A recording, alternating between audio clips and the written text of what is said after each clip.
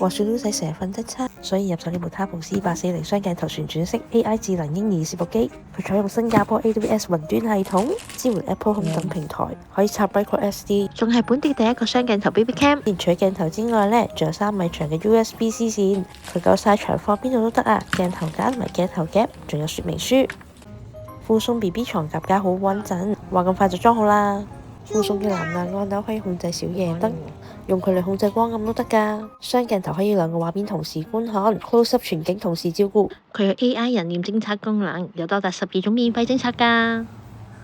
今次就實測下面部偵測先，真係有提示㗎。哎呀，Lulu仔大叫添，即刻播個音樂俾佢聽先。內置搖籃曲同埋白噪音，開咗音樂俾佢聽就唔使喊啦。冇紅光夜視功能可以方便夜晚睇住 BB。如果想有私隱時間呢，就可以用私隱模式功能，即刻暫停串流同錄製，保障私隱。想恢復呢，就撳多一下啦，鏡頭即刻轉翻出嚟啦，可以創建24小時睡眠報告，睇到 BB 作息。佢有3年保養，用埋我嘅優惠碼上網上旗艦店購買啦。